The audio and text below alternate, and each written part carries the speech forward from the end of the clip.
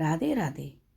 अब तक दोनों अध्याय में हमने सुना कि 28,000 शौनकादिक ऋषियों ने जब सूत जी से कार्तिक मातम के बारे में पूछा तो उन्होंने नारद जी ने कार्तिक मास का जो महात्म्य बताया उसके बारे में बताना शुरू कर दिया कि किस तरह श्री कृष्ण और सत्यभामा ने कृष्ण जी से जिज्ञासा प्रश्न किया और कृष्ण भगवान ने उन्हें उनके पूर्व जन्म के बारे में बताया।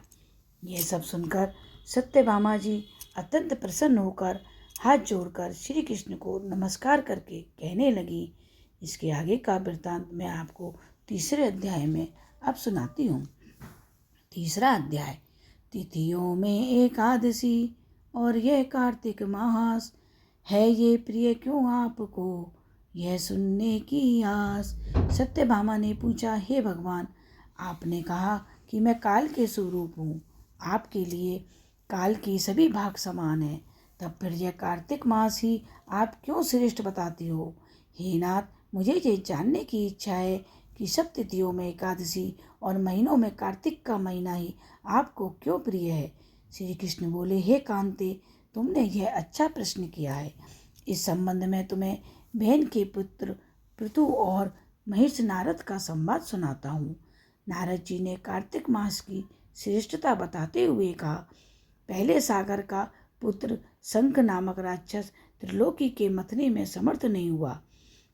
उसने संपूर्ण देवताओं को जीतकर स्वर्ग से उनको निकाल दिया तथा इंद्रादिक संपूर्ण लोकपालों के अधिकार अपने हाथ में ले लिए और वह इंद्र के शासन पर बैठकर शासन करने लगा।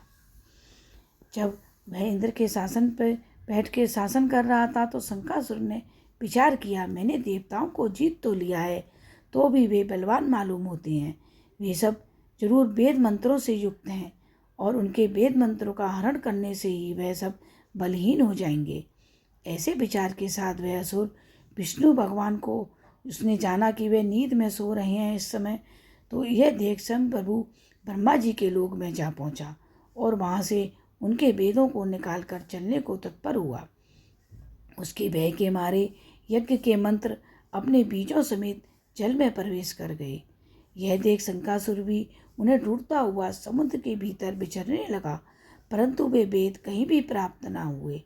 पीछे से ब्रह्मा जी भी सब देवताओं को संग ले गए और पूजा की सामग्री एकत्र कर वैकुंठ में विष्णु भगवान की शरण में गए। वहाँ उनके जगाने के निमित्त, क्योंकि विष्णु भगवान 6 महीने सोते हैं कहते हैं और 6 महीने जगते हैं, उस समय विष्णु भगवान के सोने का टाइम था, तो वे उनकी शरण में गए। वहाँ उनके जागने के निमित्त सब देवता स्तुति गान करने लगे। उनकी भक्ति से संतुष्ट होकर भगवान ने नेत्र खोले। विष्णु भगवान उनसे कहने लगे, हे देवगण, मैं तुम्हारे कीर्तन पूजन आदि से प्रसन्न हुआ हूँ। आप लोगों की मनोकामना मैं पूर्ण करूँगा, यही वर देता हूँ। अश्विनी शुक्ल पक्ष की एकादशी से देव उठानी एकादशी तक पहर भर रात्रि रहे, तब से जो मनुष्य तुम्हारी तरह मेरा गुणगान करेंगे वे मुझे प्रसन्न कर मुझे प्राप्त होंगे। पाग, अद्र, आचमन आदि जो तुम मेरे निमित्त लाए हो वह अनंत है, गुण होकर तुम्हारे सुख के कारण होंगे। शंखासुर जिन वेदों को हर लाया है वे सब जल में स्थिर है।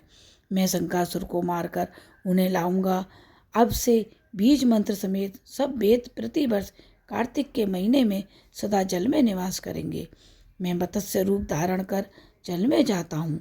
तुम भी संपूर्ण मुनियों को संग लेकर मेरे संग आओ। इस लोक में जो अच्छे मनुष्य प्रातःकाल स्नान करते हैं वे निश्चय अज्ञात स्नान के फल को प्राप्त करते हैं। जो कार्तिक में सदा स्नान करते हैं उनको हे इंद्र, तुम मेरे लोक में पहुंचा दिया करना। हे यम, तुम सदा उनकी विघ्नों से रक्षा करना। और हे वरुण, तुम उनको पुत्र पात्र आदि देते रहना। और हे कुबेर, तुम उनकी धन वृद्धि करो। देवताओं, आज तुमने मुझे काशी को जगाया है, इसीलिए यह तिथि सदा मनाने योग्य है। ये मेरे लिए प्यारी है। हे देवगणों, भली भांति से किए जाने पर ये दोनों व्रत मनुष्य को मेरा सामीप्य प्राप्त कराते हैं। यह सत्य जानो कि इनके समान कोई भी व्रत नहीं है। आपको यदि मेरी ये कथाएं अच्छी लगें तो प्लीज़ मेरे चैनल को लाइक और सब्सक्राइब अवश्य करें। राधे राधे।